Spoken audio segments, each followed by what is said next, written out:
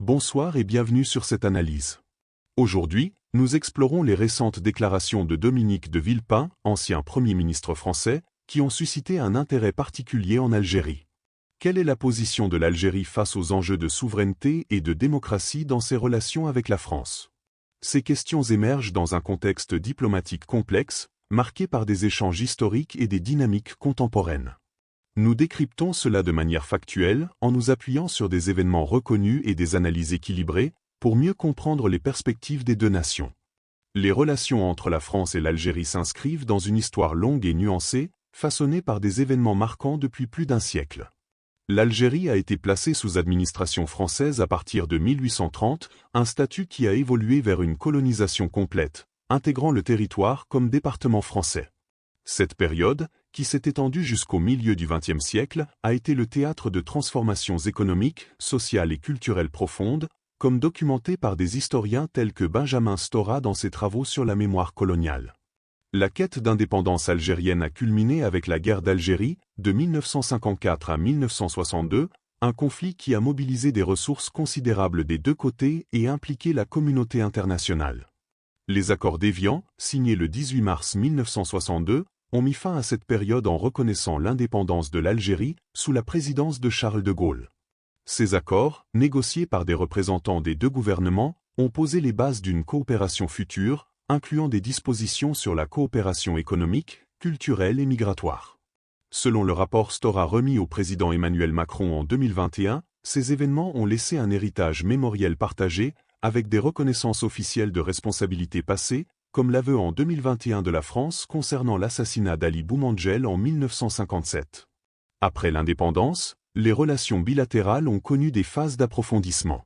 L'accord du 27 décembre 1968, modifié par la suite, régit encore aujourd'hui la circulation, le séjour et l'emploi des ressortissants algériens en France, facilitant les échanges humains et économiques.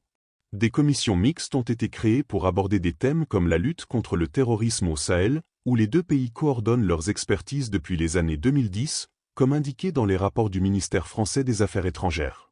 Sous les présidences de François Hollande et Abdelaziz Bouteflika, des visites officielles ont renforcé ces liens, notamment lors du sommet de 2012 à Alger, qui a impulsé des partenariats dans l'énergie et l'éducation. Avec l'arrivée d'Emmanuel Macron en 2017 et d'Abdelmadjid Tebboune en 2019, les échanges ont oscillé entre avancées et défis.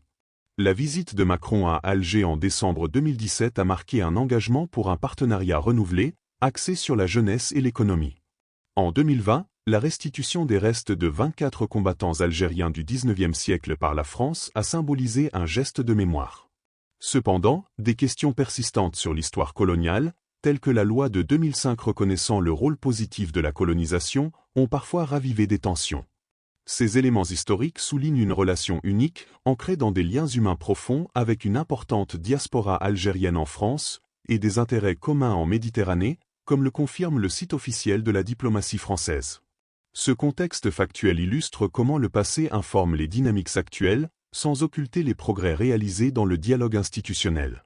Au cours des dernières années, les relations franco-algériennes ont été marquées par une série d'événements diplomatiques concrets, reflétant à la fois des efforts de rapprochement et des points de friction. En 2023, une commission mixte d'historiens français et algériens, impulsée par Emmanuel Macron, a proposé la restitution de biens symboliques liés à l'émir Abdelkader et l'établissement d'une chronologie des épisodes coloniaux, comme rapporté par le ministère des Affaires étrangères français. Cela a pavé la voie à des discussions sur la mémoire partagée. En 2024, des visites officielles ont maintenu le dialogue.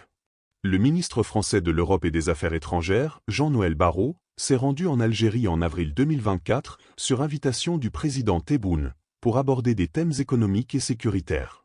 Des échanges sur l'accord de 1968 ont été relancés, facilitant les flux migratoires et commerciaux. Cependant, en juillet 2024, une lettre de Macron au roi du Maroc reconnaissant le plan d'autonomie marocaine pour le Sahara occidental comme base de solution a suscité des réactions en Algérie, qui soutient le Front Polisario, selon des analyses du monde diplomatique. Cela a conduit à une pause dans certains échanges. Début 2025, les tensions ont culminé avec des incidents judiciaires et diplomatiques. En janvier 2025, la France a signalé aux autorités algériennes des propos de 6 influenceurs algériens, menant à des refus de réadmission, comme détaillé par France Info. En février, l'arrestation de l'écrivain Boualem Sansal en Algérie pour des motifs liés à l'unité nationale a été évoquée dans les médias français, avec des appels à une résolution politique. Avril 2025 a vu une escalade, l'arrestation en France d'un employé consulaire algérien dans une enquête sur un enlèvement présumé d'un influenceur critique, suivi d'expulsions mutuelles de 12 agents diplomatiques de chaque côté, comme annoncé par le Quai d'Orsay le 15 avril. Cela a marqué la crise la plus grave depuis 1962, selon Le Monde. Malgré cela, des signes de dégel sont apparus. En avril 2025, un communiqué de l'Élysée a indiqué des discussions pour relancer les échanges commerciaux dans l'industrie alimentaire, l'automobile et le transport maritime, avec un sommet économique prévu en mai. Le ministre de la Justice français a été convié pour des pourparlers sur l'entraide judiciaire.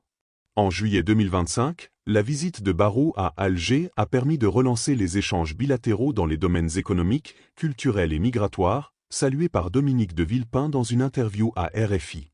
En août 2025, bien que des mesures sur les visas diplomatiques aient été suspendues par Paris en lien avec des cas spécifiques comme Sansal, Alger a répondu par un réexamen des baux immobiliers pour l'ambassade française, indiquant un ajustement plutôt qu'une rupture totale, d'après Midi Libre.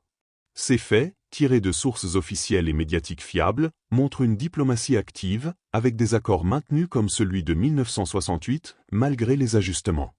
Les déclarations récentes de Dominique de Villepin, figure respectée de la diplomatie française, invitent à une lecture équilibrée des enjeux entre souveraineté et démocratie dans les relations franco-algériennes. Dans une intervention sur RFI en juillet 2025, Villepin a plaidé pour un dénouement politique des tensions, soulignant le respect de la souveraineté algérienne dans des affaires comme celle de Boualem Sansal, tout en critiquant les approches unilatérales du gouvernement français, telles que les provocations perçues du ministre de l'Intérieur Bruno Retailleau. Il évoque un dialogue entre deux nations souveraines, confrontées à des défis communs comme la revitalisation démocratique et la gestion des mémoires historiques, sans importer de modèles étrangers. Du point de vue de la souveraineté, l'Algérie affirme son droit à décider de ses affaires internes, comme dans les questions judiciaires ou migratoires, alignées sur les principes des Nations Unies. La France, de son côté, met l'accent sur des engagements bilatéraux pour assurer la sécurité et les droits des ressortissants, comme dans l'application de l'accord de 1968. Ces positions reflètent des priorités nationales. Pour Alger, la préservation de l'unité et de l'indépendance acquise en 1962. Pour Paris, un partenariat équilibré en Méditerranée, incluant des échanges économiques et sécuritaires.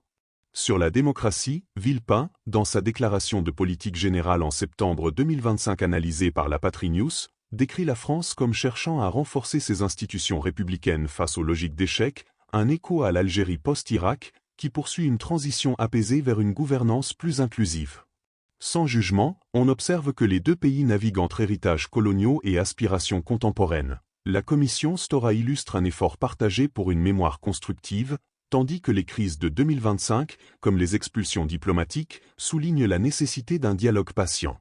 Les enjeux géopolitiques, tels que le Sahara occidental, rappellent l'importance d'une approche multilatérale, respectueuse des résolutions onusiennes. Villepin insiste sur un « dialogue des souverainetés », où ni la domination ni la soumission ne prévalent, mais une coopération mutuelle. Cette perspective neutre met en lumière comment souveraineté et démocratie s'entrelacent, favorisant des échanges culturels et économiques durables, comme les partenariats en énergie et éducation observés ces dernières années.